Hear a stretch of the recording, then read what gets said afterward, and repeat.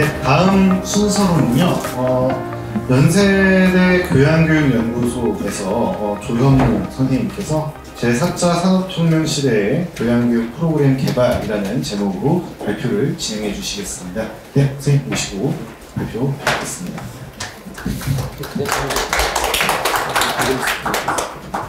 네, 감사합니다. 먼저 인문사회 통합성과 확산센터 그리고 연구재단 그리고 민족문화원 불러주신 여러분들께 진심으로 감사를 드립니다. 제가 말씀드릴 내용은 교육형으로 인문사회 연구소 사업에 선정된 과제입니다. 그래서 조금 오후 세션에서 앞서 말씀하신 분들하고 조금 내용적으로는 조금 더 편안하게 들으실 수 있을 것 같고, 또 학교에 다 계신 분들이니까 학교 그 프랙티컬한 것들과 많이 연결이 되어 있는 그런 내용이 되겠습니다. 먼저 제목은 이제 제4차 산업혁명 시대의 교양-교육 프로그램 개발에서 대학의 교육이 전공교육, 그리고 교양교육, 일반교육 그렇게 나눠져 있는데, 저희는 이제 교양교육에 집중해서 그리고 그쪽의 관점에서 여러분들께 연구 성과 말씀드리고 그것이 밖으로 어떻게 나갔는지 그런 말씀들을 드리도록 하겠습니다. 써져 있는 대로 25년, 이번에 저희는 2단계까지 6년이 다 끝나게 되고, 여기 나온 성과 자료들은 5년을 마감하고 정리한 자료들을 집어넣습니다. 자, 연구소장님 오늘 자리 못하셨고, 김학철 이제 목사님으로 굉장히 유명하시고, 아마 기독교이신 분은 김학철 목사님 들어보셨을 거고요. 저는 부소장이고, 원래 연구비를 따실 때는 전 소장이신 장수철 교수님께서 이 과제를 취득하셨습니다. 자, 그래서 연구 소개를 간단하게 말씀드리겠습니다. 역사는 17년 설립되었으니까 그리 오래되지 않았지만, 그 전시는 이제 연세대학교는 학부대학이라는 것이 존재하고, 1990년 후반에 아마 학부대를 했던 기억들이 나실 겁니다.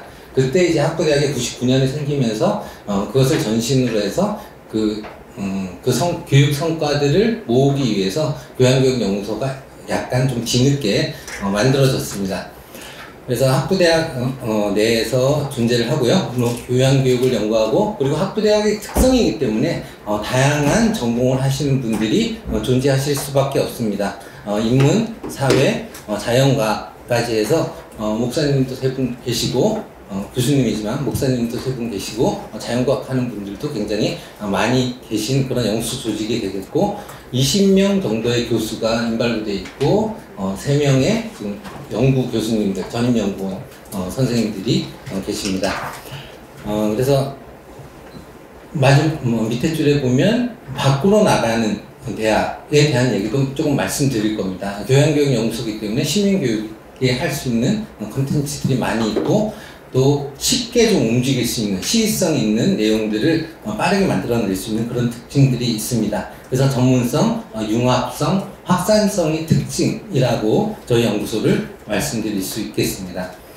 자, 그래서 전체적으로 말씀드릴 내용은 사업 성과를 그렇게 길게는 말씀 안 드리고, 간단한 표와 몇 개의 제목들로 교양교육연구소가 무엇을 고민하고 있는가 그 말씀들을 공유하는 정도 하고, 그 다음에 지금 다들 민감하게 듣고 계시거나 혹은 관여하고 계실 텐데, 전공 자유선택제 관련해서 교양교육연구소가 관계할 수밖에 없어서 그 내용 잠깐 듣고요. 그래서 그것이 나중에 이제 어떤 연구 과제 쪽으로 관련이 될 것 같다라고 지금 저희들은 생각하고 있습니다.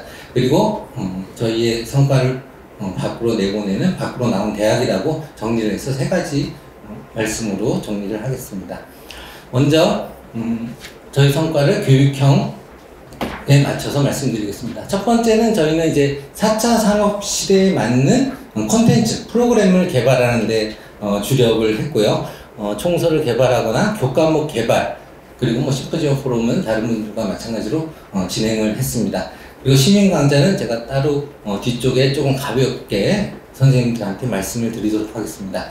그리고 이제 교양학이라는 영역을 지금 본과에서 교양학이라는 것이 존재를 하고 있는데, 그것에 대해서 확장을 시키기 위해서 노력해서 기독교 교양학회를 창립을 했습니다.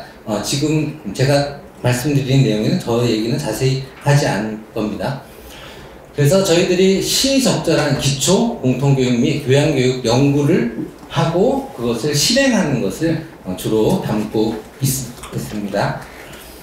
그래서 연구 주제를 저희가 론칭할 때 저희가 오늘의 교양교육 내용도 계속 뭐 고대부터 지금까지 계속 그 개념과 주요한 내용들이 변하고 있습니다. 그래서 오늘의 교양교육 방향성 설정을 저희 연구소에서는 융복합형 교양교육 프로그램을 개발하고 그 다음에 과학기술, 문해력, 소통기술, 가치윤리 판단력, 합의실행력 쪽으로 그렇게 방점을 기존의 것을 무시하는 것이 아니라 기존에 더해서 이런 부분들을 강조해서 방향성을 설정하고 교과목 개발 혹은 연구들을 진행했습니다.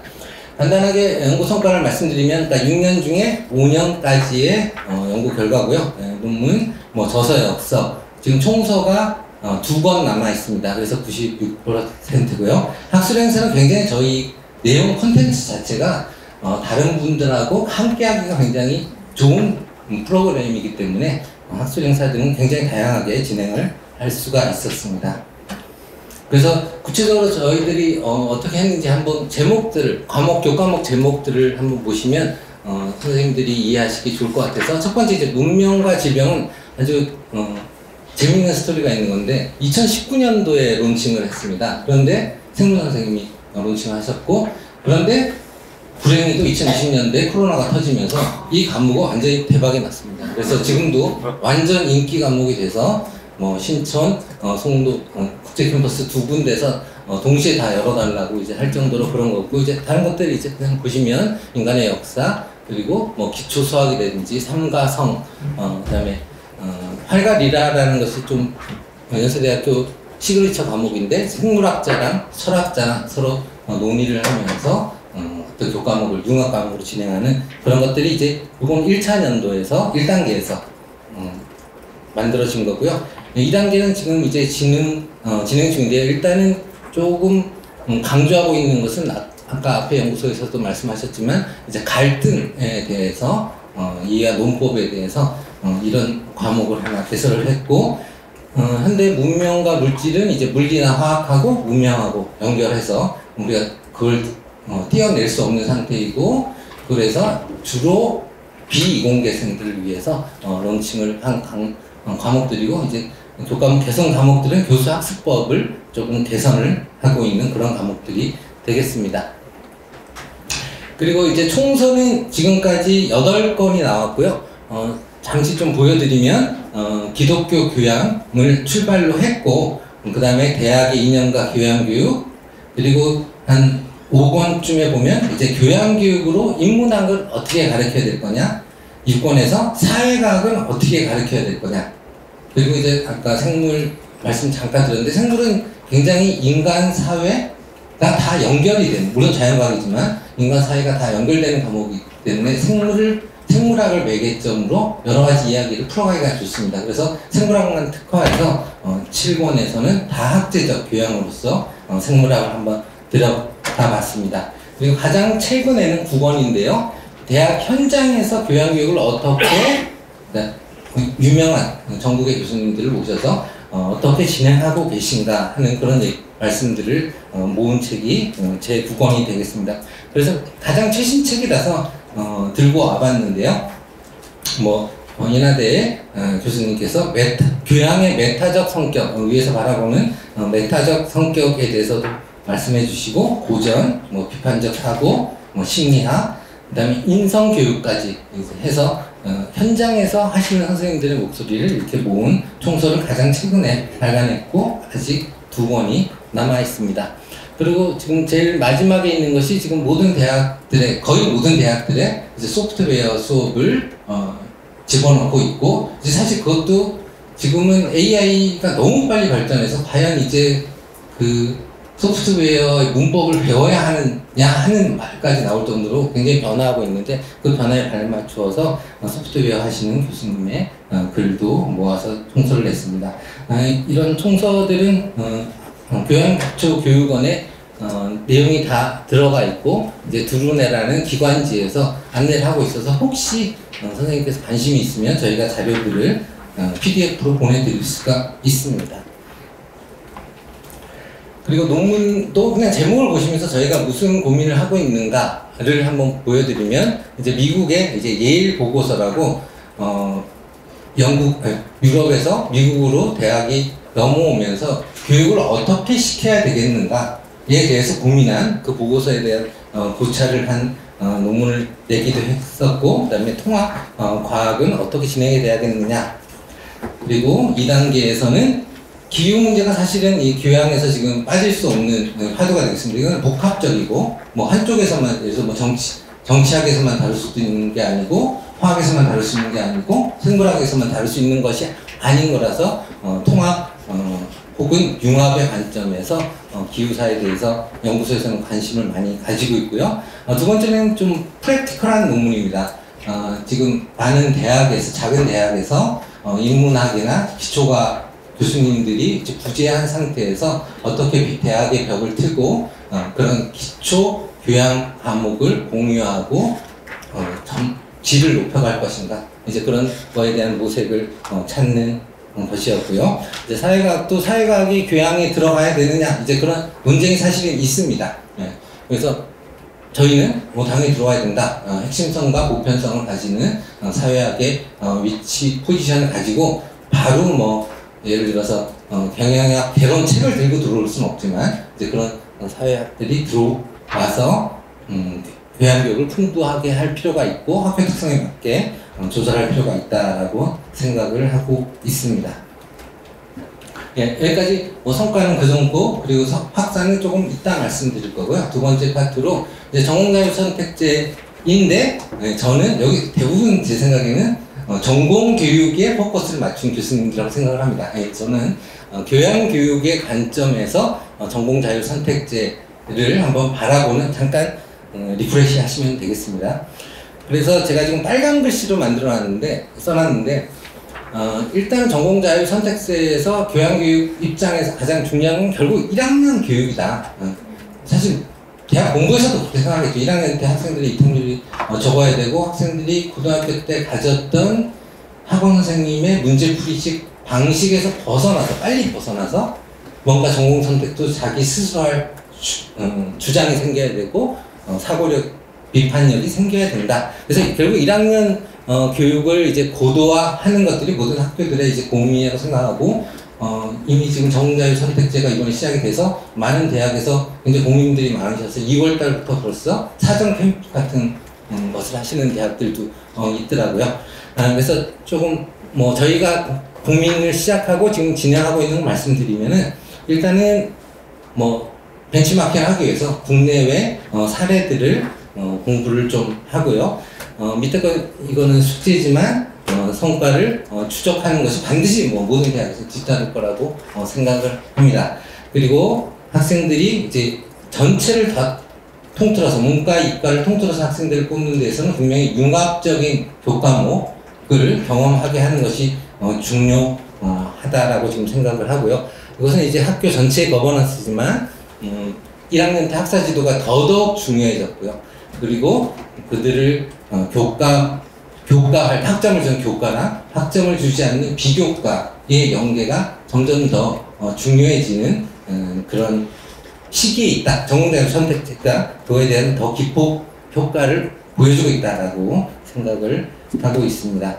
그래서 저희가 조금 공부를 한 걸 말씀을 드리면, 일단 전공자율 선택제를 이미 하고 있는 대학들, 물론 한동대가 굉장히 유명한데 거기는 워낙 논문도 많이 쓰셨고, 그래서 최근에 성과를 내고 계시는 이제 덕흥여대 학장님이나 숭실대 학장님들, 그리고 뭐 어차피 미국은 전부 다 거의 전공자율 선택제니까 해외 사례 전문가 교수님을 모셔서 일단 좀 예비 공부를 했고요. 이제 저희들끼리 이제 모여서 12월하고, 그러니까 지지난달과 지난달에 아주 집중적으로 주로 연세대 교수들을 저희들 교수들이 만나서 한번 보시면, 결국 학사지도 얘기, 이제 거기에 덧붙여서 지금 전공자율 선택제 플러스 한 3년 뒤면은 완전히 문이과가 형식적으로 완전히 문이과가 통합되는 시대가 왔을 때 어떻게 할 것인가, 점점 이제 결국 융합 얘기를 하게 되고, 대신 학생들의 학습, 고등학교, 중등교육에서 배운 학습의 난이도는 훨씬 더 낮아지는 걸로 알고 있습니다. 어떻게 세상이 그렇게 가야 된다라고 믿긴 하지만 학생들이 너무 고생하니까. 그렇지만 이제 대학에서는 굉장히 그런 것들이 또 하나의 난제로, 전공으로 진입하는데 난제로 도달할 거다. 그래서 그런 고민들을 하고 있고, 아까 히트셨다는 운명과 질병 교수님이 자기 수업을 한번 시연을 해주셨고요.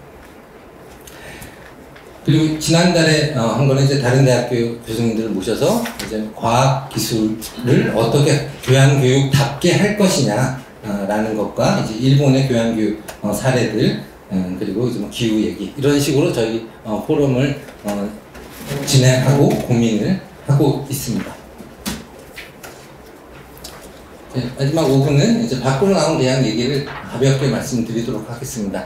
밖으로 나온 대학은 이제 저희들이 가지고 있는 교양교육연구소의 역량과 경험 노하우를 이제 밖으로, 대학 밖으로 이렇게 지역사회로 끄집어냈다라는 말씀을 드리려고 하는 거고, 저희가 미디어 리터러시, 그러니까 사실 지금 굉장히 문제가 많이 되고 있습니다. 미디어를 똑바로 읽지 못하는, 한쪽으로 치고 혹은 가짜뉴스에 현혹이 되고, 그런데 시적절하게 이미 코로나 시대의 미디어 리터러시에 대해서 좀 많은 강좌들을 마련을 했고요.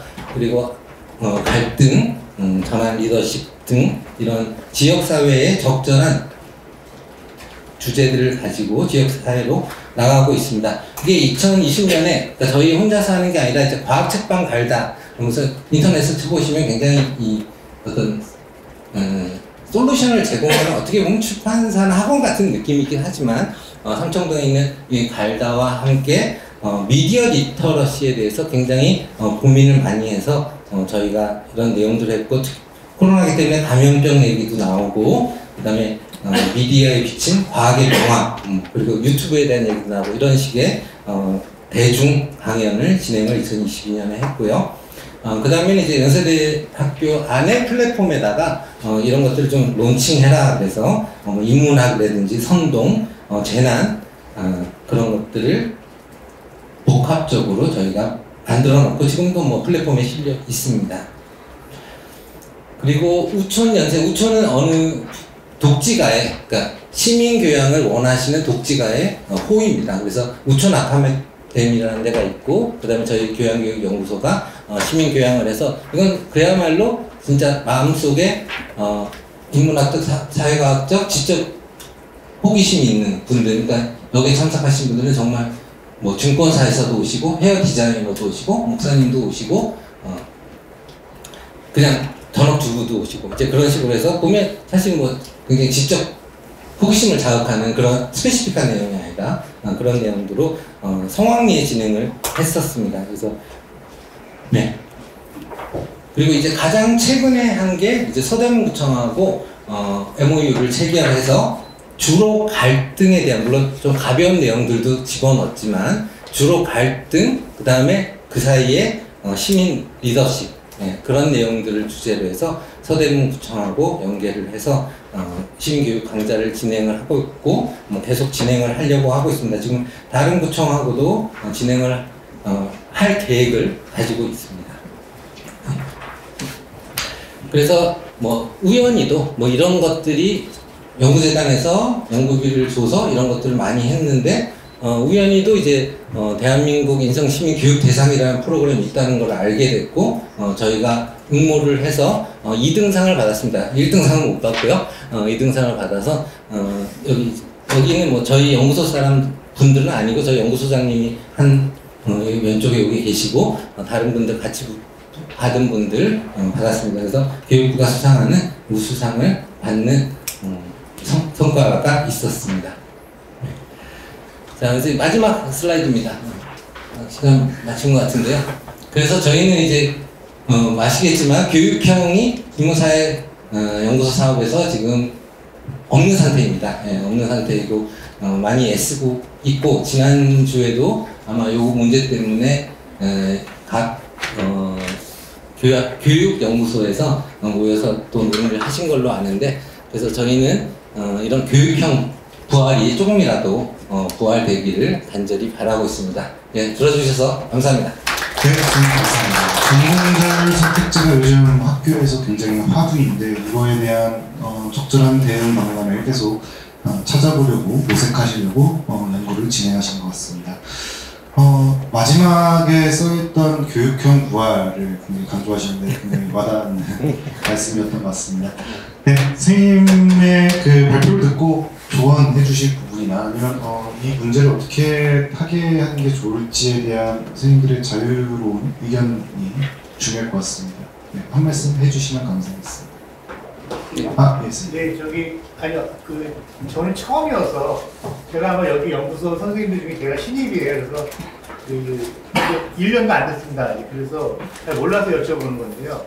아까 말한 그거 좀 다시 한번 좀 간단하게 교육형 선택한다는 게 어떤 의미인지 좀. 지금 순수 학문형을 거의 발표를 하셨는데요. 그 안에 원래 그 안이 아니고 별도로 순수 학문형이 있고 교육형이 따로 있었습니다. 그러니까 병렬로. 예. 여기 그 연구소 주관으로 해가지고 예. 교육 프로그램을 만드는 그걸 얘기하시는 거죠? 예.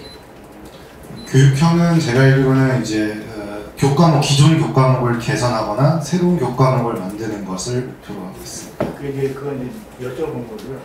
아까 하실 때 보니까 지금 전공 자율 선택제 관련 저것이 이 연구소에서 뭐 이렇게 선택하는 무슨 연구 과제입니까? 어떻게 되나요? 자율 선택제 연구. 연구 성과가 나왔나요? 성과가 뭐 1차 보고서는 냈습니다. 1차 보고서는 냈지만 이게 거버넌스랑 굉장히 밀접하게 관련되어 있는 문제이기 때문에 저희는 이제 아까 말씀드린 대로 이런 것들을 통해서 이런 고민들을 통해서 보고서를 쓰긴 했습니다. 저희 주장을 교양교육연구소에서 느끼는 주장과 학교 공부의 거버넌스는 다를 수밖에 없는 거니까요. 저희는 그 목소리를 내서 1차 보고서를 냈습니다. 학교에서는 연세대학교에서는 이 자율 선택제를 어떻게 생각하고 있나요? 제가 공식적으로 말씀드릴 위치는 아닌 것 같은데요. 선생님의 개인적인 생각도 괜찮습니다. 개인적으로만 한번 해보세요. 굉장히 곤란한데. 왜냐하면 제가 지금 아까 오전에 제가 발표할 때요. 네. 저희가 이 비슷한 연구들을 지금 하고 있거든요. 네. 그래서 한번 좀 연세대학 그러면 그렇게 생각하지 않고 먼저 제 생각을 말씀드릴게요. 네. 저는 이 자율 선택제가 우리 지금 우리 사회적인 배경, 지금 저출산 기조라든지 그다음에 대학들이 고등교육기관이 다 살아나길 원하잖아요, 그죠? 네. 그런 상황에서는 저는 이게 일부 몇 개의 어떤 강력한 대학들 외에는 굉장히 필요한 저는 과정이라고 보거든요. 그래서 저는 오히려 이게 좀 좋은 쪽으로 성과가 나왔으면 좋겠다. 그러니까 자율 선택제가 여러 가지 문제가 많지만 그럼에도 불구하고 미래 우리 한국 사회의 어떤 그런 교육적 발전이라든지 국가 발전을 위해서 혹은 이 학생들의 발전을 위해서는 이게 좀 문제점들이 많다 하더라도 이렇게 보완해가지고 결국 갈 수밖에 없다. 이게 대학이 살고 그 다음에 학교 안에 있는 구성 인력들이 살아날 수 있는 길이거든요. 그래서 다는 아니겠지만 저는 이게 좀 그렇게 갔으면 좋겠다는 생각에서 저는 개인적으로 그렇습니다. 네. 선생님 말씀하고 제가 단어만 다르게 말씀드릴 것 같은데요. 이건 정말 모든 대학이 다 다릅니다. 뭔가 어떻게 구체적으로 할 것인가. 우리는 정말 문이과 다 털어갖고 하겠다가 본부 입장에서 입결을 높이는 방법이 된다라고 할 거고요. 그러니까 예를 들면 연세대학 같이 기초학문들이 다 살아있는 대학에서는 그렇게까지 할 어떤 니즈를 느끼지 못하는 게 사실이고, 그리고 또 이제 우려하는 것은 대학교 1학년이 또 학원과 엄마가 주도하는 고등학교 4학년이 될 수도 있다. 네, 이제 그런 우려들도 있습니다. 네, 생각해 볼 때 특히 이제 공부 잘하는 학생들일수록 그래서 저희가 생각하는 이제 것들은 일단 문이과 통합에 맞추고 전공자율 선택제에도 도움이 되게 융복합 과목이 많아져야 되고, 그리고 특히 이제 이공계를 사실은 많이 뽑으려고 정부에서는 노동시장 유연화하려고 제도를 하는 것도 49%는 되기 때문에, 그렇다면 인문학이나 사회가 쪽 그 교양 교육을 더 강화시켜야 된다. 엔지니어를 만들고 뭐 사이언티스트를 만드는 그쪽으로 이제 몰려가는 시대가 됐다면 더더욱 그들에게 인문학이나 사회, 저는 전공이 화학입니다. 인문학이나 사회과학을 더 강조시켜야 된다. 라고 이제 생각을 하고, 또 이제 인문계로 갈 학생들한테는 이제는 뭐 과학은 배우기 싫다, 혹은 학교에서 비용이 많이 든다 라고 한다라면 이제 교양기초교육이라는 대교육 산하 기구가 있는데, 거기서 이제 통합과학이나 양적 추론, 그러니까 뭐 하버드 대학에서는 문과 학생들도 다 가르치는 그런 것들을 이제 문이과 통합을 어떻게 보면 기준토를 삼아서 그런 것들을 문과 학생들한테도 다 집어넣고, 그래서 좀 어떻게 보면 이 말 자체가 모순인데 양쪽형 인간을 만들 수 있는 쪽으로 교육이 많이 바뀌어야 된다라고 그런 주장에서 보고서에 썼습니다. 네. 그냥 제가 그냥 참고를 건의드리는 건데요. 여기 우리 민족문화연구원에서 이제 통과를 하시니까 4월달에 아까 그 홍보하신 대로 이제 전체 총괄을 하잖아요. 그때 되게 조심스럽긴 하겠지만 성과 공유 총괄 사업을 하실 때, 발표회를 하고 할 때, 이게 아마 저는 이제 전국을 다 다녀보니까 알거든요. 서울, 경기 이 수도권 지역하고 다른 지방 번역하고 굉장히 아마 많은 미묘한 차이들이 있을 겁니다. 그래서 그런 것들을 좀 정리해가지고 한번 이렇게 재단에서도 한번 공유할 수 있는 고등교육 내지는 대학, 그리고 우리 관련된 인문학 연구소의 발전과 관련해서 한번 그런 것들이 좀 공유됐으면 좋겠어요. 네, 알겠습니다. 감사합니다. 네, 발표해 주셔서 감사합니다. 예, 감사합니다. 네, 다음 발표로 또 연세대입니다. 연세대 언어정보연구원의 김한샘 선생님께서 발표를 해주시겠는데요. 발표는 20분이시고요. 질의응답 시간 한 5분 정도로 저희가 갖고 있습니다. 네. 오늘 말씀해 주신 거는 저희가 최대한 다 정리를 해서 또 수요일 날에 뭐 보고를 또 드리는 게 있습니다. 보고를 연구재단에다가 이제 올리는 게 있는데, 그때 최대한 다 반영을 해보도록 노력해보겠습니다. 네, 안녕하세요. 20세기 초 한국어 학습서 아카이브의 구축과 활용이라고 하는 주제로 여러분께 말씀을 드리게 된 연세대학교의 김한재입니다. 반갑습니다. 저는 이 제목으로 나와 있는 20세기 초 한국어 학습서 아카이브 구축과 언어 문화의 사적 도찰이라고 하는 제목의 인문사회 연구소 지원 사업 책임자를 맡고 있습니다. 제가 책임자를 맡게 된 것은 저희 연구소인 언어정보연구원의 부원장을 맡고 있으면서 이 주제에 그래도 조금 적합한 전공이다 라고 판단이 되어서 제가 이 과제를 좀 맡아서 진행을 했고, 다행히 작년에 처음 진입을 해서 시작을 하게 되었습니다. 제가 이제 오늘 연세대 졸업식이 있는 날이라서 오전에는 좀 못 오고 이제 오후에 왔는데요. 앞서 발표를 해주시는 선생님들 말씀을 들어보니까 이미 많은 성과를 내시고 굉장히 부러운 그런 상황인데, 저희는 이제 조금 짧은 1년이죠. 선정되고 이제 시작했기 때문에 이러이러한 사업을 주제로 해서 앞으로 선배님들을 쫓아서 열심히 진행을 해보겠다라고 하는 계획을 좀 공유해드리는 그런 것으로 생각해 주시면 될 것 같습니다.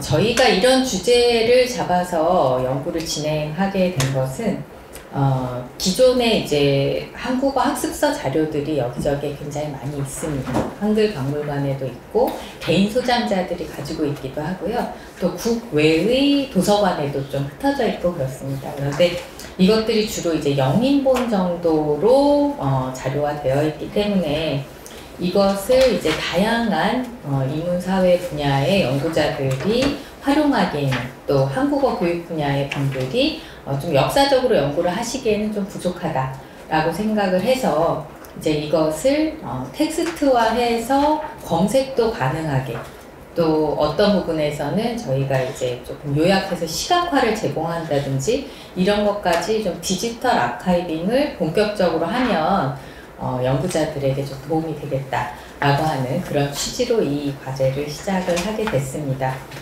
이 그 한국어 학습서 중에서 20세기 초 저희가 조금 이제 범위를 좀 넓게 잡아서 20세기 초라고 하기는 했지만 그 전후로도 좀 다양하게 모으고 있는데요. 왜 이런 자료에 그 주목을 하게 되었냐면 이제 이 시기에 20세기 초에 어떤 구어라고 하는 것을 우리가 녹음 자료로 가지고 있지를 않습니다.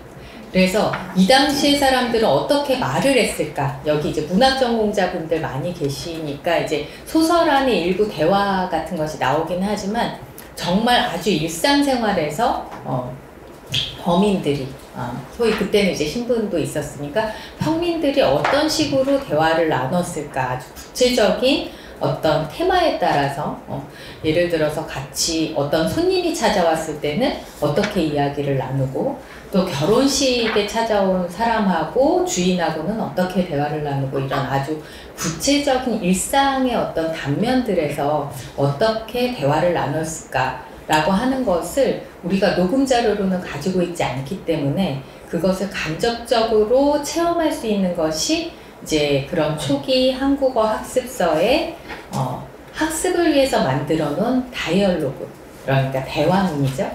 이것이 이제 소위 구어 자료가 없는 상태에서는 구어를 가늠할 수 있는 자료로 활용할 수 있겠다라고 한 것입니다. 그리고 한국어 교육이라고 하는 분야에서도 어떤 식으로 이 한국어를 외국인들에게 가르치는 커리큘럼이 변해왔는지, 초기에는 어떤 식으로 이제 교재가 구성되어 있는지가 교육학적인 관점에서도 또 하나의 역사적인 자료가 될 수 있고 해서 이제 이 자료에 초점을 맞추어서 진행을 하려고 하고 있습니다. 제가 말씀드린 것을 조금 자세하게 적어놓은 것이 이 슬라이드인데요. 녹음 문화가 막 보급되기 시작했기 때문에 궁중음악이나 강의를 녹음한 것, 방송자료 일부 정도밖에 녹음 자료가 없었다라고 하는 것입니다.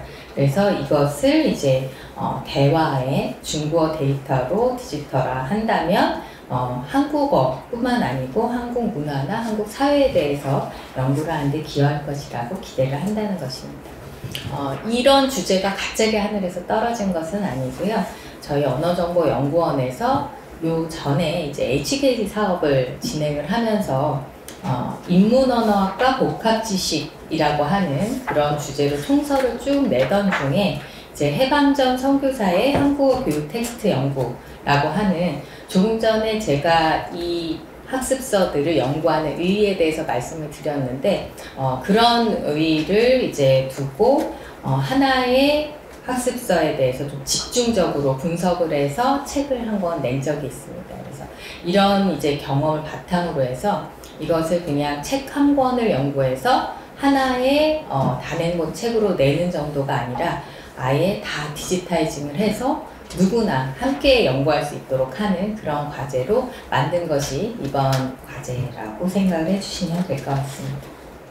그래서 저희는 이제 자료를 발굴하는 것이 이제 첫 단계고요. 자료를 발굴하고 나면 이것을 디지털 변환하고 언어 주석을 한 다음 또 내용 분석을 해서 연구를 하고 이것에 대한 결과를 웹 기반의 디지털 아카이브로 구축을 해서 여기 계신 모든 분들이 함께 보실 수 있도록 확산을 하는 것이 최종적인 목표입니다. 보시는 것과 같은 이런 그 옛날 한국어를 가르치던 교재들을 저희가 모아서 텍스트 자료로 만들겠다라고 하는 것이고요. 저희가 이제 이 과제를 제안하는 단계에서 보시는 것처럼 뭐 일본어 모호화자 대상으로 한 것, 영어 모호화자 대상으로 한 것 이렇게 많은 그 이제 자료를 일단은 모았습니다. 그래서 이 모은 것을 바탕으로 해서 더 확장해서 사업을 하겠다라고 제안을 했었고요. 그다음에 이렇게 모은 자료들을 디지털 변환을 하는 작업은 이제 보시는 바와 같이 왼쪽이 이제 인쇄된 것을 캡처한 것이라면 이것을 텍스트화한 것이 이제 오른쪽입니다. 그래서 S라고 하는 것은 이제 센턴스, 문장 단위로 끊어서 이제 문장의 경계가 사실 모호하게 되어 있는 경우도 많습니다. 그리고 가로쓰기, 세로쓰기가 막 혼재되어 있고요. 그래서 그런 것들을 이제 지금의 저희가 연구를 하기 위한 문장 단위로 좀 명확하게 갈라서 이제 그 아래아 한글이라든지 이제 옛 그 문자 같은 것도 다 살려서 디지털 아카이빙을 하는 것을 목표로 하고 있습니다. 그래서 저희가 일단 그 모아놓은 자료 중에 방금 보여드린 것과 같이 텍스트로 다 입력을 한 것들이 이제 1차 연도에 보시는 것처럼 좀 쌓여 있습니다. 그래서 영어 화자 대상, 독일어 화자 대상, 일본어 화자 대상 이렇게 다양한 이제 외국인들을 대상으로 하는 한국어 학습서들을 모아서 디지타이징을 진행을 하고 있습니다. 이렇게 그냥 입력을 하는 데만 그치면 사실은 검색을 하기에는 좀 힘듭니다. 왜냐하면 이 시기의 자료들이 지금과는 표기법도 다르고 띄어쓰기 같은 것도 잘 안 되어 있고 하기 때문에 결국은 이것을 이제 연구용으로 조금 가공을 해야 하는데요. 여기 이제 간단하게 예라고 해놓은 것처럼 용산이라고 우리가 지금 쓰고 있는 지명을 예전에 용산이라고 썼었고 서방이라고 하는 단어는 셔방이라고 썼었고 이렇게 이제 자음이 교체된다든지 모음이 교체된다든지 하는 식으로 표기가 변화해 왔기 때문에 이런 것들을 이제 현대어하고 짝을 지어서 변별할 수 있게 하고 그 경계를 이제 좀 분할하는 그런 주석들이 필요하게 됩니다. 여기에 NNP라고 하는 것은 이제 고유명사, NNG라고 하는 것은 이제 제너럴, 일반 명사 이런 식으로 이제 동사, 형용사, 명사 이런 그 품사의 범주를 이제 주석을 해야 좀 연구를 하는데 도움이 되기 때문에 이런 주석 과정을 또 거치게 됩니다. 이렇게 자료를 만들고 나면 기본적으로 어떤 하나의 학습서에 대해서 어휘 빈도를 뽑아볼 수 있고요.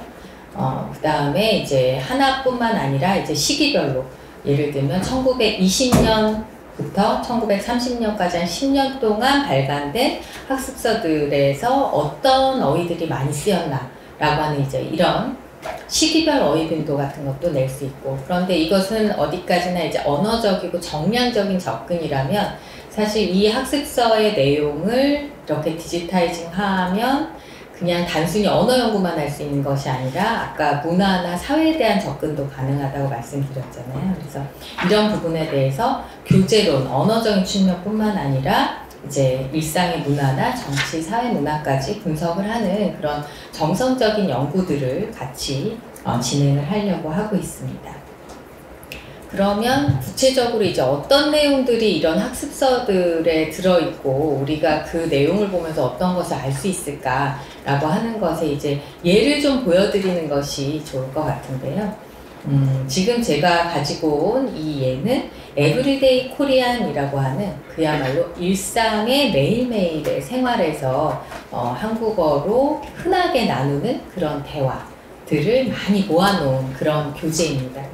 그래서 제가 이제 색깔로 조금 표시해 놓은 것을 보시면 현대어로는 앉으십시오라고 하는 것이 예전에는 앉으십시오 이런 식으로 표기를 했고 또 뵙습니다 라고 씁니다 라고 우리가 지금 쓰고 있는 것을 예전에는 뵙습니다 이렇게 소리나는 대로 썼었고 하는 그 다음에 기체 안녕하셨습니까 라고 하는 한자어 기체가 예전에는 기, 티에 이런 식으로 이제 한자어도 표기가 지금과는 사뭇 다르죠.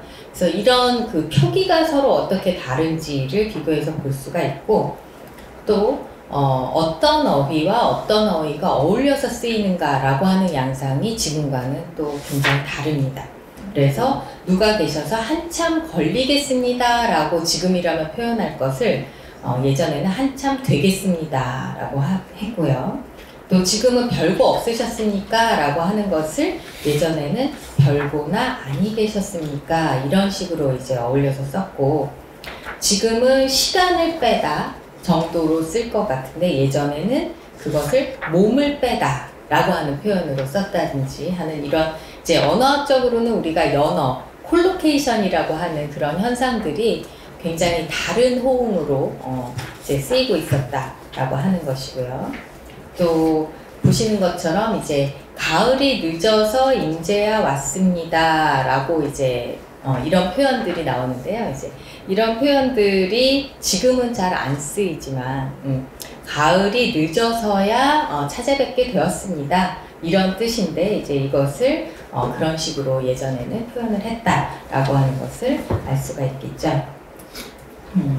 조금 더 이제 그 관혼상제 문화와 관련한 것들을 좀 보여드리면 이제 이것은 이제 홀례날 신랑집에서 이루어지는 그런 대화인데 이제 대산날을 맞이하다라고 지금은 표현할 것을 대산날을 당하다 이렇게 표현을 했고요. 처음 치르는 경사라고 표현할 것을 예전에는 처음 가는이라고 표현을 했습니다. 이 처음 가는이라고 하는 것은 지금은 안 쓰이지만 이 시기의 그 교재나 아니면 문헌들을 보면 처음 가는 철갑선이 거북선 이런 식으로 이제 어떤 것이 이제 처음 만들어졌다거나 아니면 처음 등장했다거나 할 때 처음 가는 이런 식으로 이제 많이 쓰였습니다. 초록색으로 이제 표시를 한 것은 좀 그 당시에 문화와 관련한 것인데요. 관례는 벌써 지냈습니까? 라고 물어보는 것이 이제 원래는 순서가 관례를 하고 성인이 된 다음에 혼례를 하는 그런 순서로 이제 진행이 되다가 그 1920년대 초 정도에 들어서면 조혼이 보편화되면서 관례와 혼례를 함께 치르기도 하는 이런 문화의 변화 같은 것이 이제 이런 대화문에서 드러나게 되고 또 상투는 누가 짭니까? 라고 하는 것을 왜 물어볼까? 상투를 이렇게 머리를 올리는 거잖아요. 남성 성인에게. 근데 이것을 왜 이렇게 물어보냐 하면 그 다음에 답을 보면 알 수 있습니다. 내 육촌이 그중 유복하니까 그에 더러 짜주랬지요. 이게 정말 물리적으로 상투를 짜는 것이 아니고 상투를 처음 이제 관례에서 짜서 올려줄 때에 이제 금이나 옥이나 이런 장식을 달아주게 되어 있는데 그러면 그것은 누가 좀 선물을 하겠느냐 라고 하는 것을 이렇게 상투는 누가 짭니까? 라고 하는 표현으로 이제 이야기를 한 것이죠.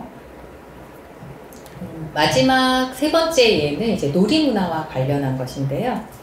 이 당시만 해도 씨름이나 태견이 어떤 스포츠나 TV에서 행사로 보는 것이 아니라 그냥 일상에 묻어있는 그런 놀이문화였다라고 하는 것을 알 수 있고 여기 이제 파란색으로 보라색으로 표현된 것들이 이제 지명이 예전에 어떻게 쓰였는지 지금 우리가 왕심리라고 쓰는 것을 예전에는 왕심이라고 썼었습니다. 그래서 이렇게 지명들의 표기가 어떻게 변했는지 이런 부분도 이런 대화문을 보면서 알 수가 있고요. 그 다음에 줄 당긴답니다 라고 빨간색으로 한 것을 이제 왼쪽에 보시면 줄 다린답디다 이렇게 되어 있는데요.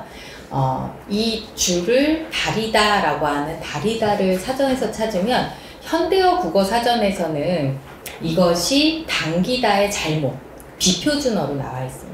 근데 사실 예전에는 이 다리다라고 하는 것이 흔하게 쓰였고 생각해보면 줄다리기 할 때 그 다리기도 결국은 다리다에서 온 거거든요. 그러니까 이 방언과 표준어의 경계를 어떤 식으로 짓게 됐는지 그것이 어떻게 변화해 왔는지 뭐 이런 것까지도 알 수 있는 그런 이제 예가 되겠습니다.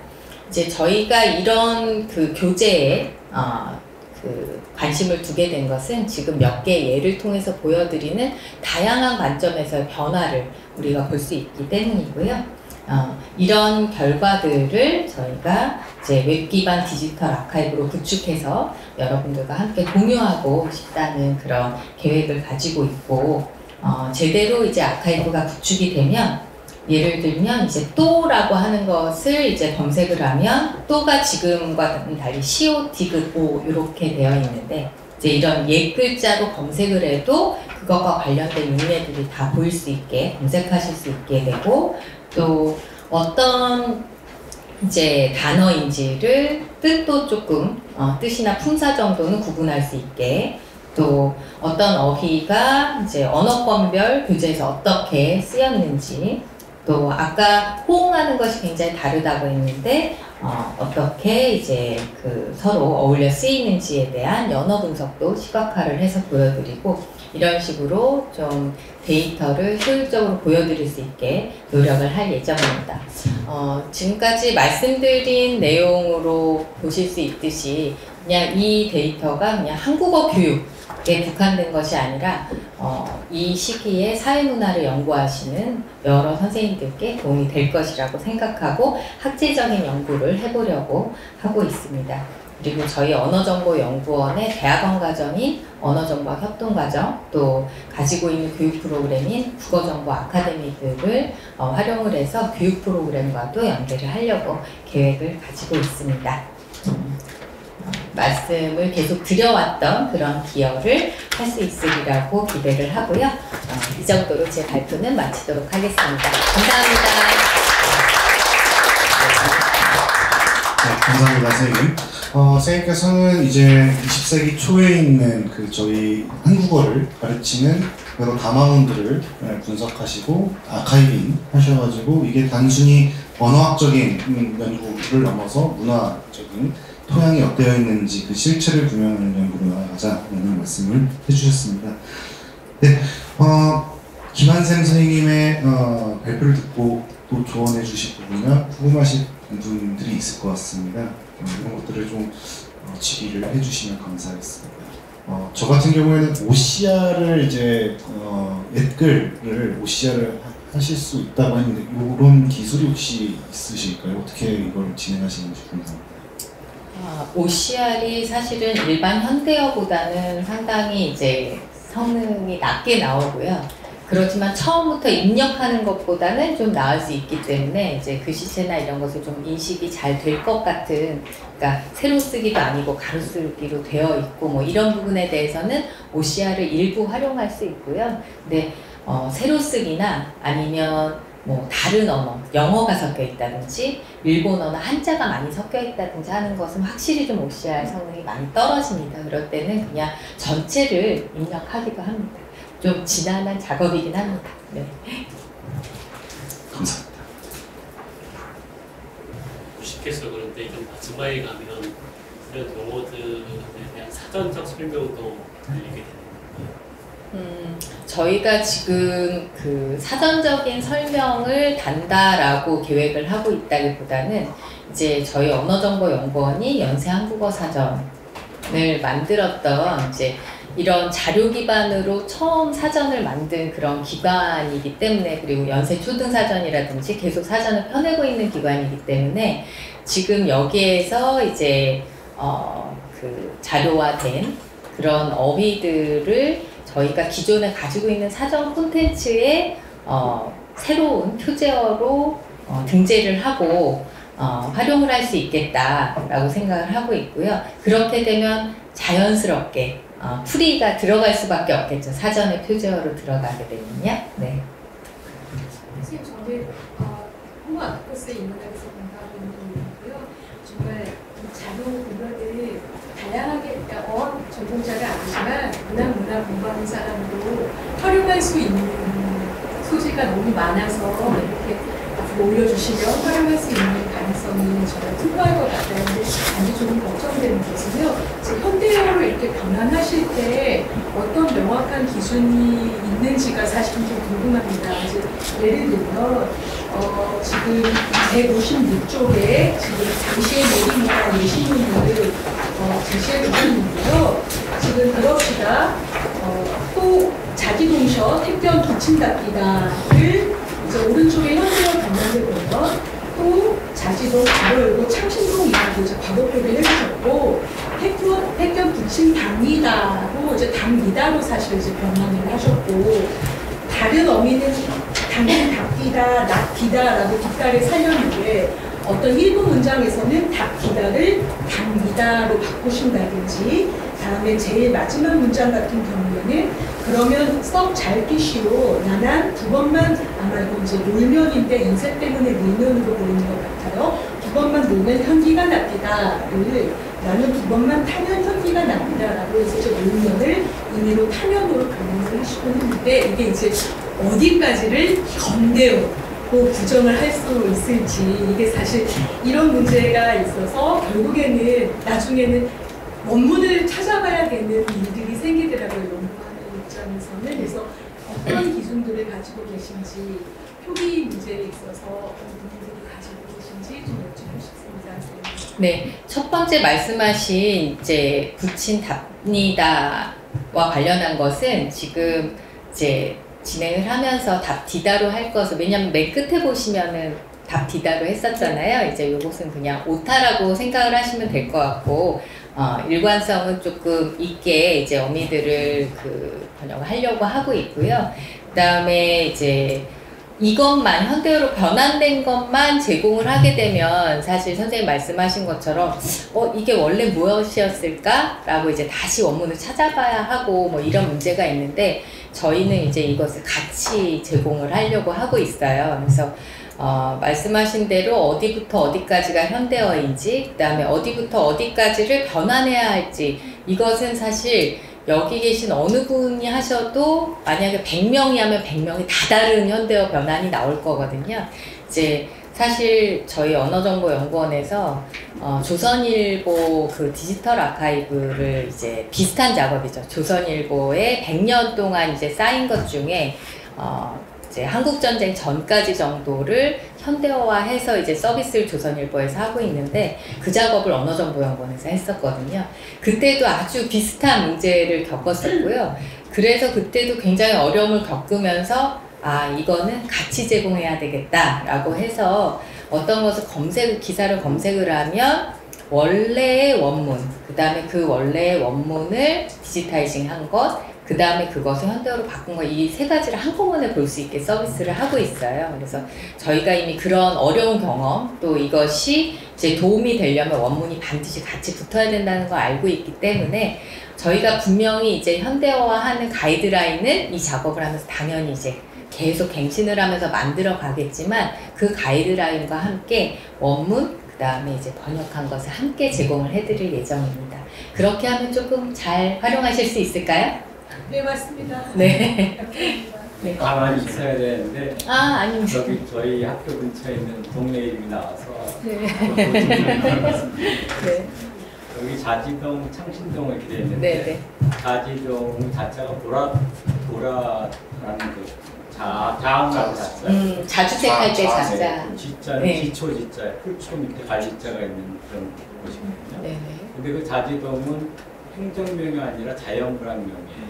그러니까 창신동에는 자지동만 있는 게 아니라 홍수동도 있고 북포동도 있고 이렇게 있거든요. 자지동은 창신동이 아니라 자지동은 창신동에 있는 쌍용 아파트하고 연구센터에 있는데 저기 마을이가 낙산 올라간 쪽에는 대륙이 있거든요. 근데 네. 거기가 별장지대였어요.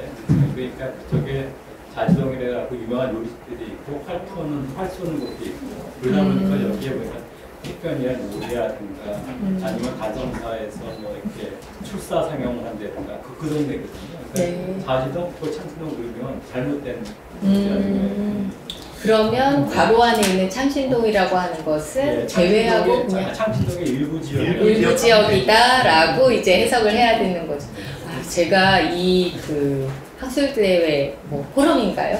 너무 잘 온 것 같습니다. 좋은 정보를 주시게 되어서. 네. 근데 요 정보는 사실 이렇게 잘 아시는 선생님이 아니시면은 알 수가 없는 거라서 저희도 이거는 어디서 보고 이렇게 한 걸 텐데 너무 자세한 정보를 이제 알게 되는 계기가 돼서 감사합니다. 아마 네. 이 아카이빙을 할 때 저런 다양한 문화적인 정보들이 담기면 좀 더 풍부하고 더 훌륭하고 완벽한 아카이빙이 되지 않을까 네. 생각이 듭니다. 그런데 지금 질문하신 선생님께서 일제시대까지의 문화 이런 부분을 전공하신 역사학자, 네. 이렇게 크로스 체크 이런 거는 하시는 게 되는 건가요? 저희가 지금 이제 이 연구단 안에 이제 다양한 전공의 교수님들이 계시고, 또 이제 연세대학교의 문과대 교수님들을 이제 자문으로 모셔서 이제 이런 부분들이 조금 어느 정도 진행이 되고 나면 좀 자문도 받고 이렇게 진행을 할 예정입니다. 그 과정에서 이제 오늘 선생님께서 주신 것과 같은 그런 조언들이 또 나오지 않을까 싶습니다. 그리고 저희가 이 아카이브 결과를 이제 공개를 할 때는 이게 완벽할 수는 없잖아요. 누가 하더라도. 그래서 지금 선생님 주신 것과 같은 아주 고도의 전문가들만 아실 수 있는 그런 부분에서 오류가 만약에 있다고 하면은 저희가 고쳐야 되니까 그런 그 제보, 조언을 해주실 수 있는 그런 창구를 좀 꼭 열어야겠다라는 생각을 하게 됩니다. 잘 부탁드리겠습니다. 감사합니다, 선생님.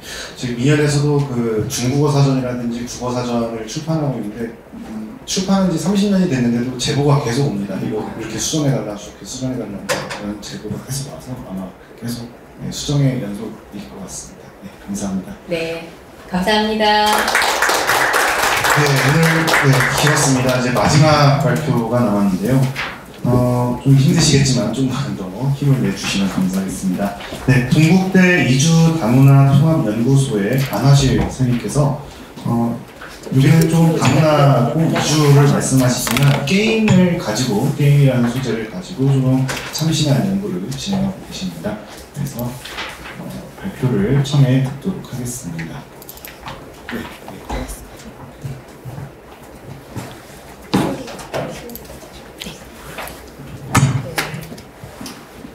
안녕하세요. 이주 다문화 통합연구소 안하실 연구원입니다. 반갑습니다.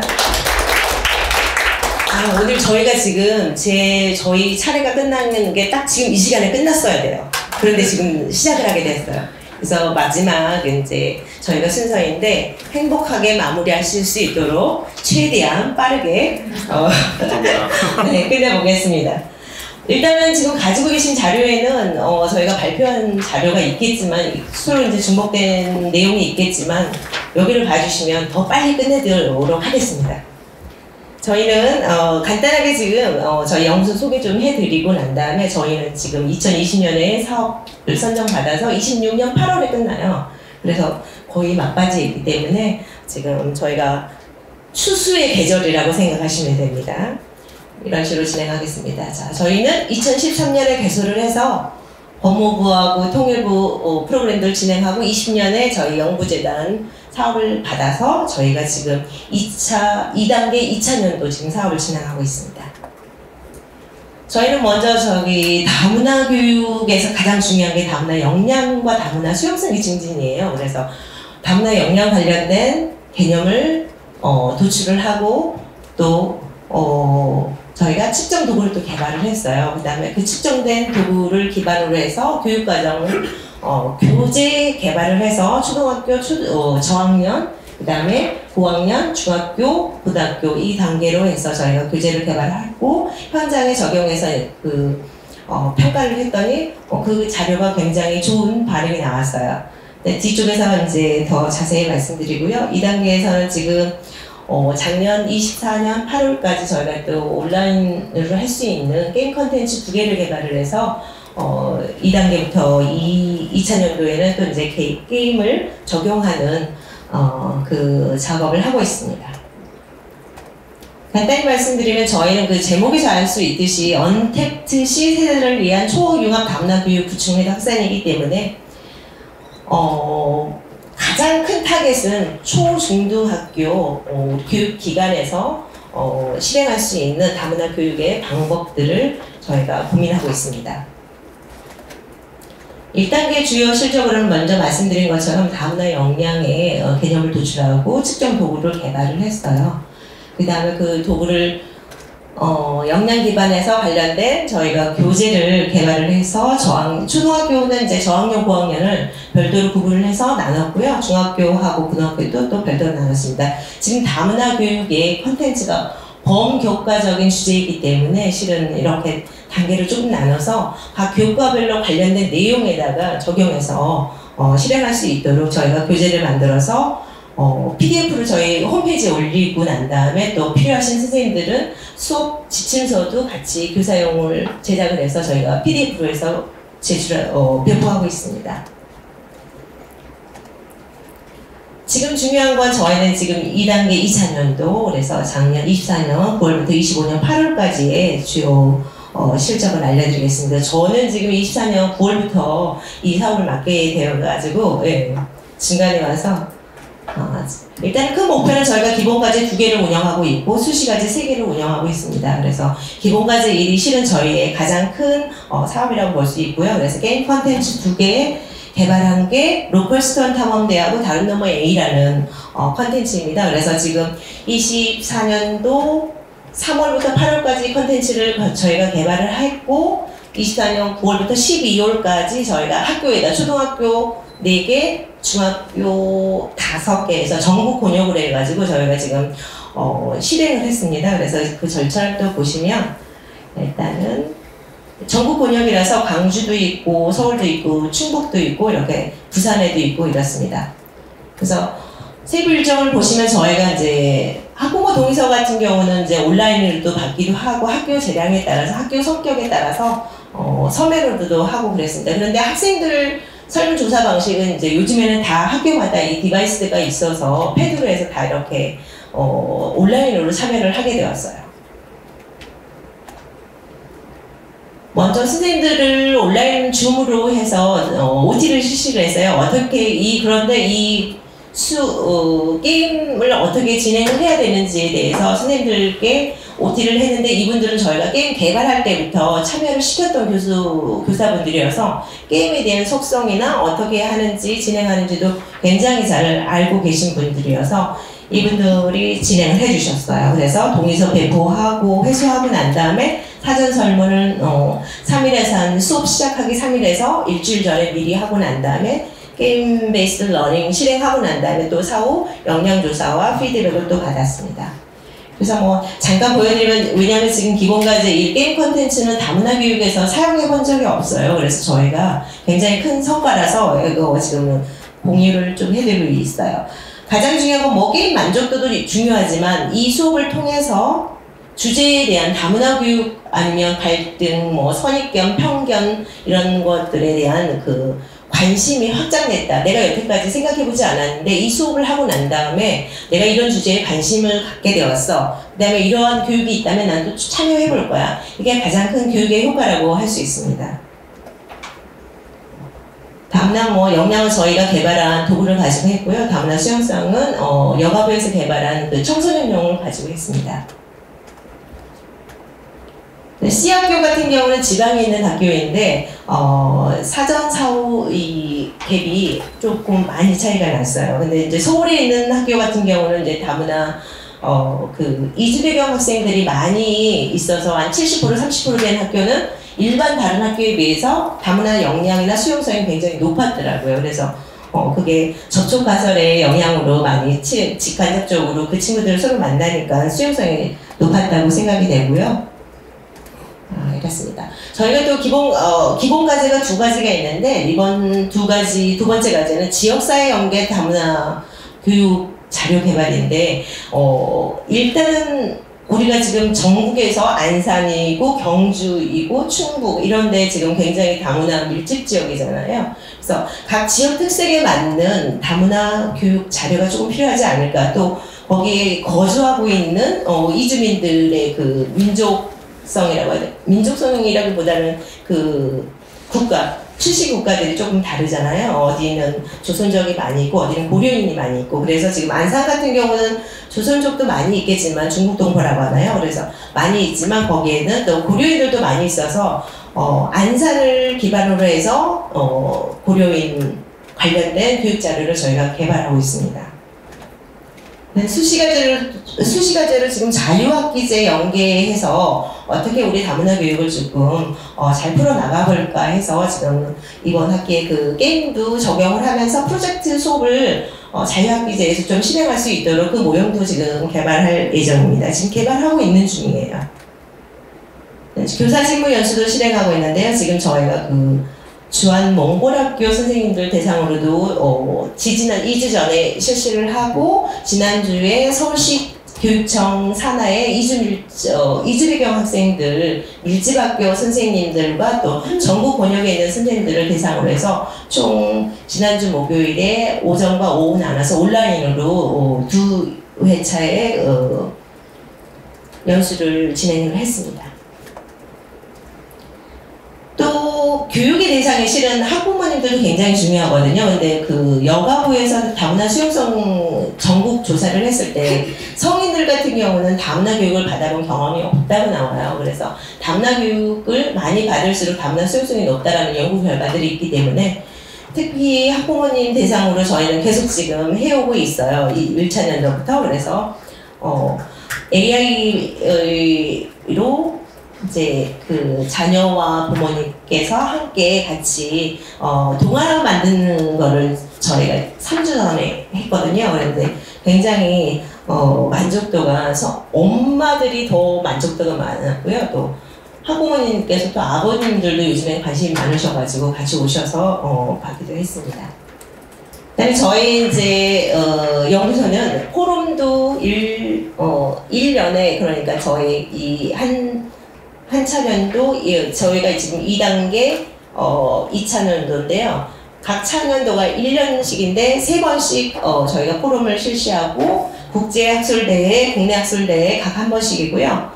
그 다음에 저희도 또 학술지 다이버시티가 1년에 2번 나오고 소식지 인브리프, IMI 브리프가 있는데 브리프는 1년에 4번 나옵니다. 3달에 한 번씩. 그래서 저희가 정말 다양하게 많은 사업들을 하고 있다는 거. 예. 그리고 저희가 또 MOU도 다른 국외 기관도 있고 국내 기관도 있고 이렇게 저희가 지금 다양하게 MOU 협약도 하고 있고 또 진행도 하고 있습니다. 네. 지금 이제 올해 8월 말까지 저희가 크게 이제 연합 세미나가 전국 1번 보시면 전국대학 다문화학과 영연합 세미나는 저희가 4월 25일에 있어요. 그래서 관심 있는 선생님들께서도 저희 연구소에 알려주시면 저희가 줌 링크 드리면 같이 참여하실 수 있고요. 국제학술대회 지금 5월 23일에 저희가 아마 온라인으로 지금 진행할 건데 저희가 지금 조금 촉박하게 발표하실 선생님들 지금 섭외하고 있고 저희가 포럼이 원래 3월 6월인데 이번에는 3월을 조금 일정상 4월로 미루게 됐어요. 그래서 4월 6월에 이렇게 진행할 예정입니다. 궁금하신 게 더 있을까요? 제가 지금 10분 만에 끝냈습니다. 저한테 박수 주십시오. 감사합니다. 네, 선생님 감사합니다. 사회자로서 굉장히 든든한 부분을 만난 느낌이었습니다. 네, 선생님 안혜하실 선생님께서 이제 마지막에 이제 참여를 하시겠다고 딱 하셔가지고 네네. 좀 감사하게도 저희 같이 이렇게 연구 성과를 만나뵐 수가 있었는데요. 안하 선생님께 혹시 질의 드릴 수 있는 부분들이 있다면 말씀해 주시면 감사하겠습니다, 선생님들.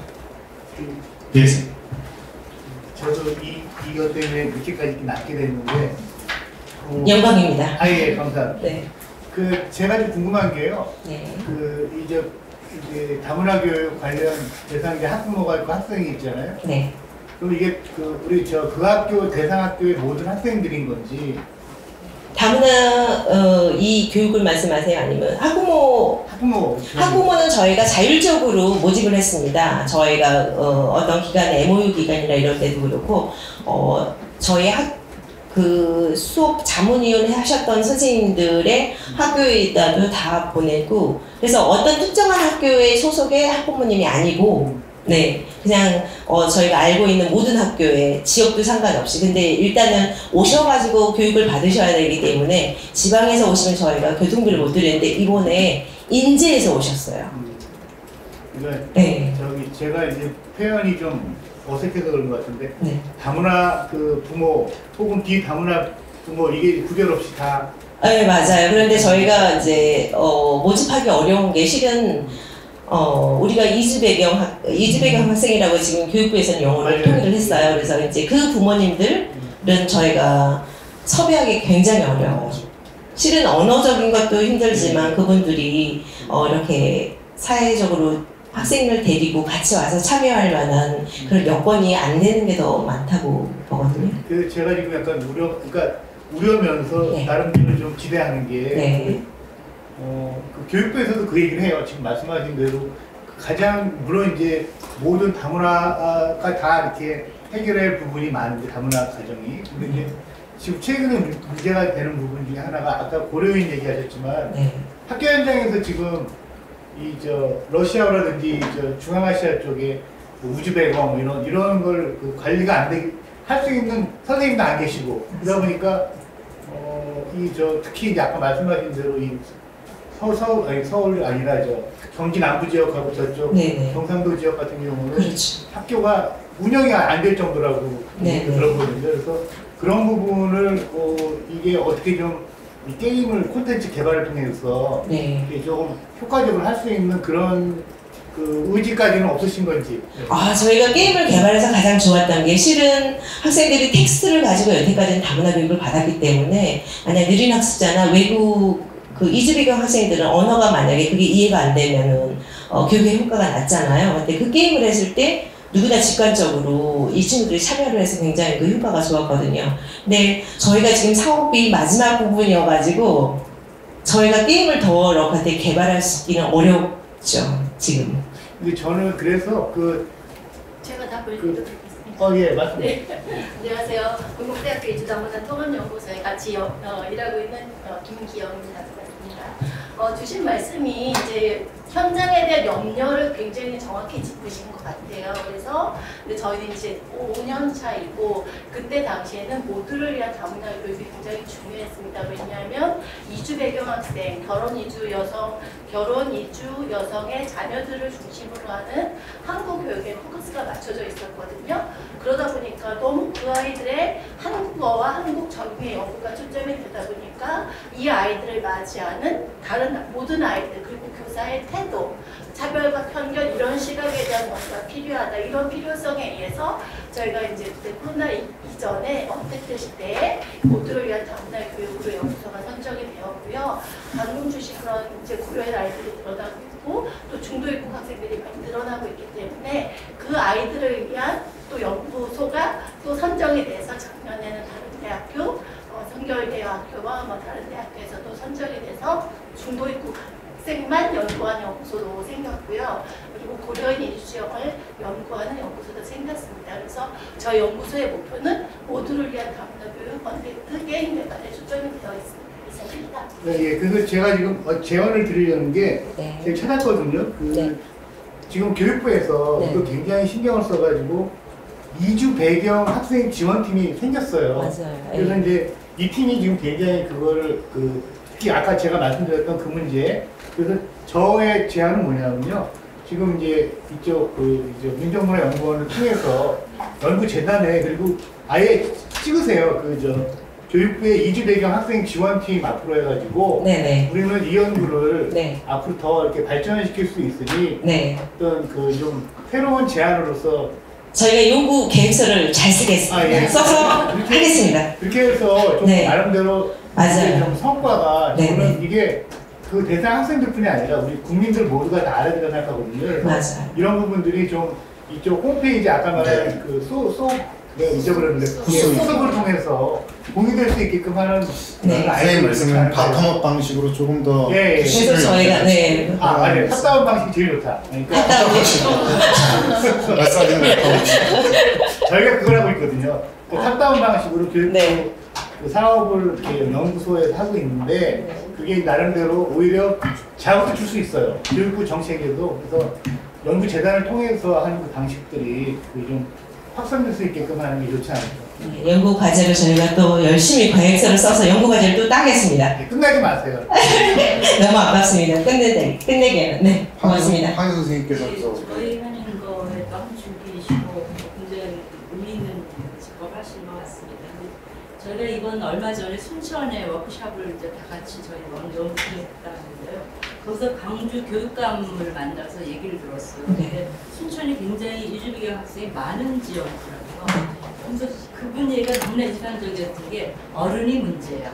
맞아. 애들끼리는 모아놓으면 좀 별로 따지지 않고 굉장히 잘 통한대요. 언어 자체가 달라도 굉장히 소통을 잘하는데 어른이 가지고 있는 편견이 문제고 교사가 가지고 있는 편견이 문제라고 딱 그분이 얘기했어요. 맞습니다. 굉장히 그 말에 그때 약간 충격을 받았죠. 그래서 어떤 의미에서는 이 다문화 교육이라고 하는 게 아까 얘기한 것처럼 학부모를 위한 교육이 더 우선되어야 되지 않을까 생각이 듭니다. 네. 제 생각을 감사합니다. 제가 마지막으로 말씀드리면 교사 연수에서 경력이 15년 이상, 25년 이 사이에 경력을 가진 선생님들이 신청을 많이 하셨어요. 왜냐하면 그 선생님들께서는 지금의 아이들을 이해를 못해요. 교수 학습 방법도 예전에 하시던 그 방법이기 때문에 굉장히 두려워하시면서 이 게임 콘텐츠에 되게 관심이 많이 주셨거든요. 그래서 선생님들도 노력하셔야 되고 학부모님들도 노력하셔야 되는 것 같아요. 네, 고맙습니다. 예, 선생님 감사합니다. 감사합니다. 네, 오늘 총 14팀의 발표를 들어봤는데 굉장히 빠르게 시간이 지나간 것 같습니다. 혹시 오늘 물론 시간이 오래 가서 기억이 잘 안 나실 수 있는데 좀 궁금하거나 좀 더 듣고 싶다 이 얘기를 지금 시간이 저희가 한 10분에서 15분 정도 남은 것 같습니다. 그래서 이 시간을 활용해서 너무 아쉬우니까 그래서 말하지 못했던 남은 얘기들을 조금 가지는 시간을 가졌으면 좋겠습니다. 예, 박 교수님. 저는 사실 오전에 못 들었기 때문에 발표에 대한 질문은 아닌데 단지 연구재단의 약간 건의라고 할까요? 사실 그 얘기가 많이 나올 거라고 저는 생각을 했는데 그 얘기는 참 많이 안 나왔거든요. 제가 처음 시작했을 때 총서를 매단할 때 비매품이 아니었습니다. 제가 그거를 출판해서 판매할 수가 있었어요. 근데 그게 1년이 지났는지 2년이 지난 다음에 연구재단에서 이제 그 정책을 바꿔서 그걸 판매할 수 없다라고 했는데요.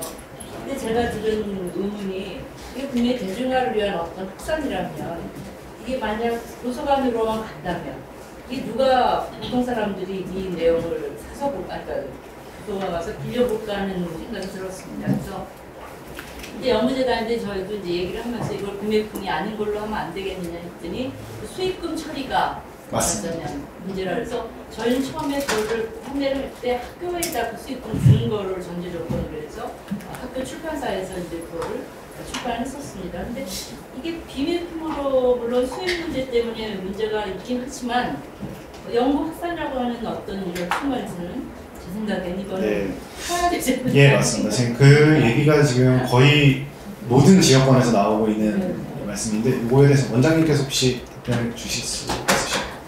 간단하게 그냥 주시죠. 마무리 발언요 간단하게 답변드리도록 하겠습니다. 여기까지 아주 귀중한 얘기 발표를 해주셔서 너무 감사드립니다. 아까 오전에 말씀드렸다시피 저희가 번역별 모임들을 한번 해보자. 이게 어떤 결과가 나올지 모르겠지만 지금까지 안 했던 부분들의 방식을 좀 취해서 성과 확산의 어떤 방안들을 찾아보자라고 해서 강원도, 경상도, 충청도, 전라권 마지막으로 오늘 여기까지 왔습니다. 그래서 아까 유현우 선생님이 얘기했던 것처럼 그 안에서 가장 빼놓지 않고 많이 나왔던 얘기가 성과 확산을 하는데 그 결과물들은 제대로 대중적으로 확산할 수 있는 걸 연구재단이 차단하고 있는 게 아니냐. 그 판매 부분들에 대해서 그게 부조리하다. 그 얘기는 이미 지난주에 연구재단과 1차 미팅 때 담당자한테 그 부분들의 목소리가 가장 크고 그 부분들에 대해서 최종적으로 우리가 번역별 모임들에 대한 일정한 정리를 해서 일정하게 대중들과 연구자들한테 매체를 통해서 공유하려고 하는데 그 부분을 좀 언급하고 싶다라고 이제 건의를 했습니다. 그래서 그 부분에 대해서 좀 진지하게 검토를 하라고 말씀을 드렸습니다. 그래서 아까 또 여러 가지 문제들이 나왔는데 전체적으로 간단하게 말씀드리면 번역교 안에서 유사한 사업들 또는 지역 단위에서 볼 때도 서로 같이 얘기한다 그러면 매우 좋은 효과를 낼 수 있는 팀들이 같이 있음에도 불구하고 서로 이런 자리가 없어서 그 공유하는 시간, 그럼 우리 동네 그 대전권에서 저 동네에서 같은 대전권에서 저쪽에서 저 대학에서 이런 하고 있지라는 정도만 알고 있지 그 내용 서로 모르다 보니까 좋은 결과를 가져올 수 있음에도 하지 못해서 두 번째로 그 연구재단에 건의했던 거는 앞으로 당시에도 예산이 어떻게 될지 모르겠지만 장기적으로는 중앙단위에서 그냥 이런 거 한번 미팅하고 이런 거 행사했다라는 걸 벗어나서 번역별로의 그런 것들을 지속적으로 하는 것이 매우 생산적인 것이 아니냐 결과를 가져올 수 있지 않냐 이렇게 건의를 했습니다. 그건 아마 이제 어떻게 될지 모르겠지만 두 번째로 건의했고 마지막으로는 저희가 4월 달에 말씀드렸던 것처럼 전체 향연하는 거는 동역별을 넘어서 강원권과 전라권과 뭐 경상권 어느 권이든 이게 아까 이주, 다문화, 생명 뭐 여러 가지 부분들의 내용들이 거의 중요한 자신의 의제를 삼아서 약간의 어떤 학문적인 편차를 갖고 또는 경향성을 갖고 연구를 하시지만 그게 모인다면 우리 그냥 위기라는 키워드에서 5개 덩어리를 만들었지만 그게 어떤 방식으로 했지만 모여가지고 다시 한번 얘기를 한다 그러면 그리고 그것이 앞으로 지속될지 모르겠지만 약간의 좀 컨소시엄 형태로 계속 놀이 테이블을 가진다 그러면 제가 좀 과하게 얘기하면 이게 임계점 정도 다가와서 한국적인 인문학의 어떤 국제적 발신을 할 수 있는 키워드들이 많이 잡히지 않을까 이런 생각을 하게 됐습니다. 마지막으로 여담인데 한편으로 이런 부분에서 좀 안타까움도 많이 느꼈지만 한 4-3번 돌다 보니까 이런 거 계속하면 영화 제가 최근에 다시 봤던 영화 루시라는 영화가 있는데 하루 종일 이런 거 보고 있으면 꼭 천재가 되겠다는 정도로 아주 재밌고 아주 압축적인 얘기를 잘 전달해 줘서 너무 배우는 바가 많았습니다. 그래서 이걸 좀 4월달과 이후에 언론 보도를 통해서 좀 더 대중적으로 확산하면 인문사회 분야가 그냥 노는 게 아니라 너무나 깊고 중요한 얘기를 하고 있다는 것들을 곧 알아주지 않을까 생각이 듭니다. 그 과정들을 지금까지 계속 힘든 여건 속에서 해오신 여러 사업단 실장님, 단장님께 다시 한번 감사의 말씀을 드립니다. 감사합니다.